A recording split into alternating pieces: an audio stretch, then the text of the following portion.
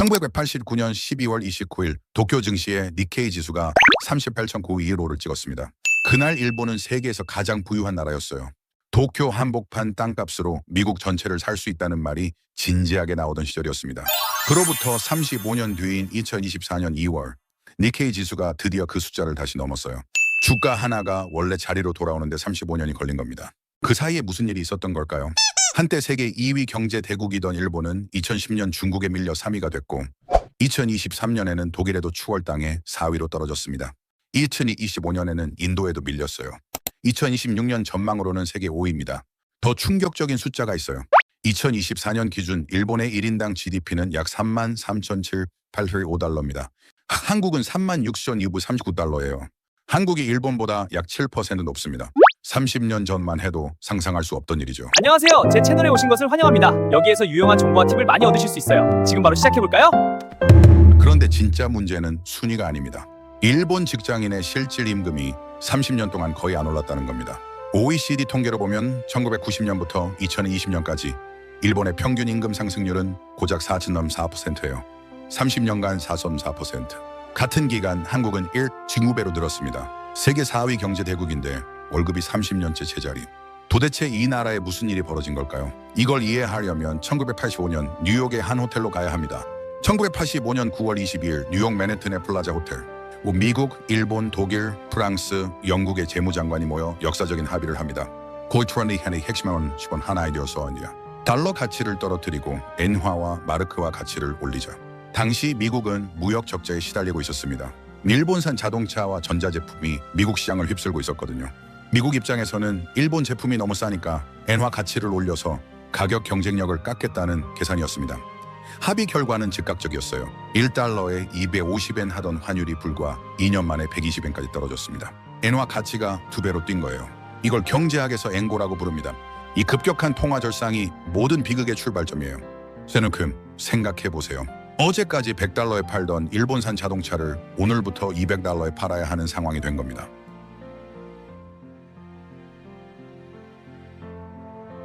수출 기업들이 비명을 질렀어요. 일본 경제의 엔진이었던 수출이 직격탄을 맞은 거죠. 일본 정부는 패닉에 빠졌습니다. 수출이 무너지면 경제가 무너진다. 그래서 내린 처방이 뭐였느냐? 금리를 확 낮춰서 돈을 시중에 풀자. 기준금리를 5%에서 2.5%까지 내렸어요.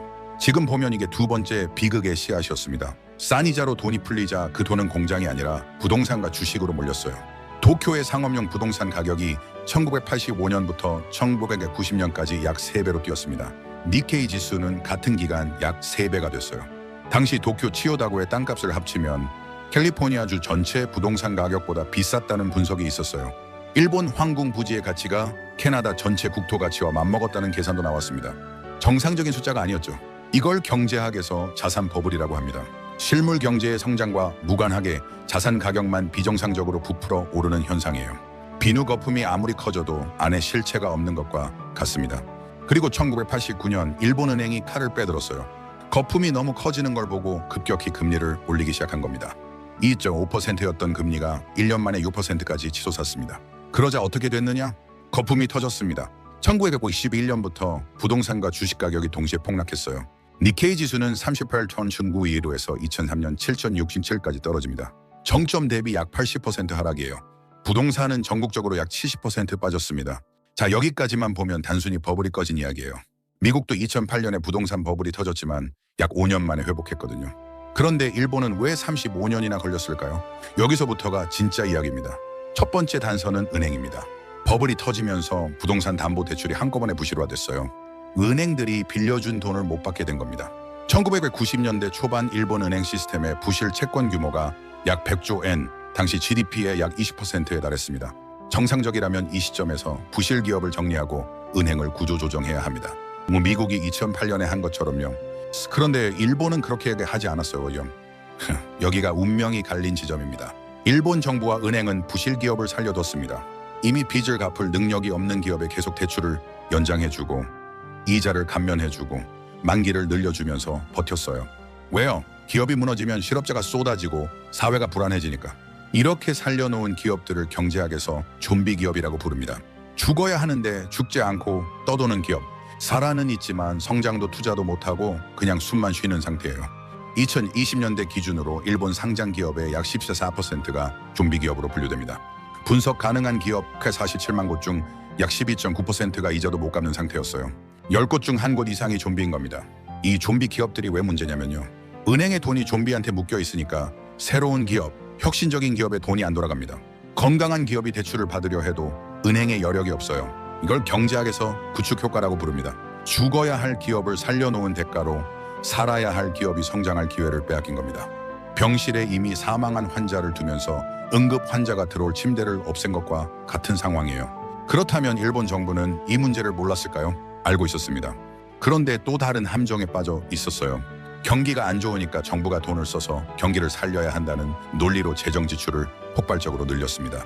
도로를 깔고 다리를 놓고 공공시설을 짓고 1990년대 내내 경기 부양책을 쏟아부었어요. 그 결과가 뭐냐면 일본의 국가 부채가 GDP 대비 약 206%까지 올라갔습니다. 세계 1위예요. 주요 선진국 중 압도적으로 높습니다. 이 숫자가 어느 정도인지 비교해 드릴게요. 한국의 국가 부채는 GDP 대비 약 50%입니다. 미국이 약 120%, 일본은 260%. 빚이 버는 돈의 2.6배인 나라가 된 거예요. 그런데 돈을 이렇게 퍼부었는데 경제는 살아났을까요? 아닙니다. 1990년대 일본의 연평균 성장률은 약 1.5%였어요. 1980년대 4.5%에서 3분의 1로 떨어진 겁니다. 2020년대에는 0.5% 수준까지 내려왔어요. 자, 여기서 돈의 흐름을 한번 추적해 보겠습니다. 일본 정부가 경기 부양을 위해 1조 엔, 우리 돈으로 약 9조 원을 풀었다고 해볼게요. 2조 엔이 어디로 가는지 따라가 봅시다. 먼저 공공사업 발주로 약 4천억 엔이 건설업에 들어갑니다. 이 중 인건비로 약 200억 엔이 노동자에게 가요. 그런데 일본의 건설 노동자 상당수가 비정규직이라 이 돈이 소비로 이어지는 비율이 낮습니다. 나머지 약 2,800억 엔은 자재비와 장비 임대료로 빠지는데 대형 건설사와 장비업체 매출이 되지만 이미 부채가 높은 기업들은 이 돈을 투자가 아니라 빚 갚는 데 씁니다. 남는 6천억 엔은 금융 시스템을 통해 돌아야 하는데 은행이 좀비 기업 대출에 묶여 있으니 민간으로 흘러가지 않아요. 결국 1조 엔을 풀어서 실제 경제를 움직이는데 쓰인 건 수천억 엔도 안 되는 거예요. 나머지는 부채 상환, 좀비 기업 연명, 은행 부실 메우기로 세워나갑니다. 이게 30년간 돈을 퍼부어도 경제가 살아나지 않은 구조적 이유입니다. 여기에 세 번째 도미노가 겹칩니다. 이 인구 문제예요. 일본의 출생아 수는 2025년 약 70만 5,809명으로 1899년 통계 시작 이후 역대 최저를 기록했습니다. 10년 연속 최저치 경신이에요. 현재 일본의 65세 이상 인구는 전체의 약 29.4%입니다. 거의 3명 중 1명이 노인인 나라예요. 세계에서 가장 늙은 나라 중 하나입니다. 이게 경제에 어떤 의미인지 생각해 보세요. 사람이 줄면 물건을 사는 사람이 줄어요. 소비가 줄면 기업 매출이 줄고, 매출이 줄면 투자가 줄고, 투자가 줄면 일자리가 줄어요. 일자리가 줄면 소비가 더 줄고, 이 악순환이 30년째 돌고 있는 겁니다. 이걸 경제학에서 디플레이션 스파이럴이라고 합니다. 물가가 떨어지고 소비가 줄고 기업 이익이 줄고 임금이 안 오르고 다시 소비가 줄고 내리막 나선형을 타면서 빠져나올 수 없는 구조예요. 일본의 소비자 물가 상승률이 1990년대 후반부터 2010년대까지 거의 0% 근처를 맴돌았어요. 물건값이 안 오르니까 기업이 가격을 못 올리고, 가격을 못 올리니까 직원 월급을 못 올리고, 월급이 안 오르니까 소비를 안 하고 30년간 이게 반복된 겁니다. 여기서 한 가지 더 놓치면 안 되는 단서가 있어요. Foreign 일본의 기업 문화입니다. 일본에는 출근은 하지만 실질적으로 하는 일이 없는 직원을 뜻하는 마도기와족이라는 말이 있어요. 창가에 앉아 밖만 바라보는 사원이라는 뜻입니다. 일본의 종신 고용 문화에서는 기업이 직원을 쉽게 해고하지 못합니다. 경영이 어려워도 구조조정 대신 사내 대기 발령을 내려요. 이런 유령 직원이 약 400만 명에 달한다는 추산도 있습니다. 인구 4천만 명짜리 나라도 아닌데 400만 명이 일 없이 월급을 받고 있다는 거예요. 좀비 기업 안에 좀비 직원이 있는 구조. 기업은 혁신할 여력이 없고 직원은 생산성 없이 자리만 차지하고, 이 구조에서 기술 혁신이나 산업 전환이 일어나기를 기대하는 건 사실상 불가능에 가깝습니다. 그 결과를 보여주는 상징적인 사례가 있어요. 1990년대 전 세계 시가총액 상위 10개 기업 중 일본 기업이 무려 20개였습니다. NTT, 일본흥업은행, 스미토모은행, 후지은행, 다이치강요은행, 미쓰비시은행, 도쿄전력. 2026년 현재 세계 시가총액 상위 10개 기업에 일본 기업은 단 하나도 없습니다. 한 27개에서 연계가 됐어요. 대신 그 자리를 채운 건 애플, 엔비디아, 마이크로소프트, 아마존 같은 미국 기술 기업들이에요. 일본이 좀비 기업을 연명시키면서 IT 혁명을 놓쳤고, 모바일 혁명을 놓쳤고, AI 혁명도 뒤처지고 있습니다. 세계가 소프트웨어와 플랫폼으로 전환할 때 일본은 하드웨어와 제조업의 과거에 머물렀어요. 그러면 다른 나라는 비슷한 상황에서 어떻게 했을까요? 한국이 좋은 비교 사례입니다. 1997년 IMF 외환위기 때 한국도 비슷한 선택의 기로에 서 있었어요. 한국은 고통스러웠지만 빠르게 구조조정을 택했습니다. 대우그룹이 해체됐고 수십 개 금융기관이 퇴출됐어요. 단기적으로 실업률이 치솟고 사회적 고통이 컸지만 부실을 빠르게 정리한 덕분에 5년 만에 경제가 회복됐습니다. 삼성전자와 현대자동차가 세계적 기업으로 도약한 것도 이 구조조정 이후예요. 약한 기업을 정리하고 살아남은 기업에 자원을 집중시킨 결과인 거죠. 일본이 좀비 기업을 연명시키는 동안 한국은 수술대에 올라간 거예요. 미국도 2008년 금융위기 이후 리먼 브러더스를 파산시키고 대형 은행의 구조조정을 강제하고 부실 자산을 신속하게 처리했습니다. 아프고 무서웠지만 빨리 잘라냈어요. 그 덕분에 미국 경제는 약 5년 만에 위기 전 수준을 회복했습니다. 정리하면 일본과 미국, 한국의 차이는 이겁니다. 고통을 빨리 받아들이느냐 아니면 고통을 미루느냐. 일본은 30년간 고통을 미룬 대가를 지금도 치르고 있는 셈이에요.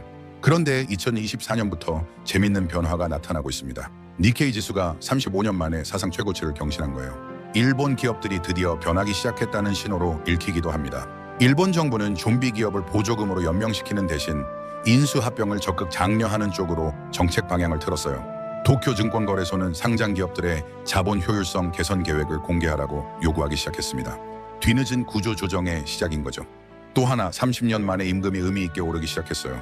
2024년과 2025년 춘계노사교섭에서 2년 연속 5% 이상 임금 인상이 이루어졌습니다. 30년간 4.4% 오르던 나라에서 2년 연속 5%가 오른 건 상당한 변화예요. 하지만 낙관하기에는 이르다는 시각도 많습니다. 2025년 출생아 수가 약 70만 명으로 역대 최저를 경신했고 국가 부채는 GDP 대비 260%로 여전히 세계 최고 수준이에요. N적 기조가 이어지면서 1인당 GDP 순위는 계속 떨어지고 있습니다. 2030년에는 영국에도 밀려 세계 6위까지 내려갈 수 있다는 전망도 나왔어요. 한때 세계 2위였던 경제 대국이 6위까지 추락하는 시나리오인 겁니다. 일본의 이야기가 우리에게 중요한 이유는 따로 있습니다. 한국은행이 최근 보고서에서 한국의 GDP 대비 민간 부채 비율이 1990년대 일본 버블 붕괴 전후와 유사하다는 분석을 내놨어요. 한국의 가계부채는 GDP 대비 약 105%로 OECD 최고 수준입니다. 부동산 자산 비중이 과도하게 높고 저출산 고령화가 빠르게 진행되고 있어요. 이게 30년 전 일본의 상황과 겹쳐 보이는 대목들이에요. 물론 한국과 일본은 다릅니다. 한국은 반도체, 배터리, K 콘텐츠 같은 세계적 경쟁력을 갖고 있고 IMF 위기 때 구조조정의 경험도 있어요. 하지만 일본의 교훈을 무시하기에는 겹치는 조건이 너무 많습니다. 일본 경제가 지난 35년간 보여준 것을 한 문장으로 요약하면 이겁니다. 고통을 미루면 이자가 붙는다. 버블 붕괴 직후 빠르게 구조조정했으면 5년이면 끝났을 고통을 30년간 질질 끌면서 그 사이 IT 혁명도 놓치고 인구도 줄고 빚만 쌓인 거예요. 미루는 게 덜 아픈 게 아니라 더 아프게 더 오래 아픈 거였습니다. 일본의 잃어버린 30년에서 핵심 교훈은 3가지예요. 첫째, 좀비 기업을 살리면 건강한 기업이 죽는다. 둘째, 구조적 문제에 돈을 퍼부어도 구조가 안 바뀌면 돈만 사라진다.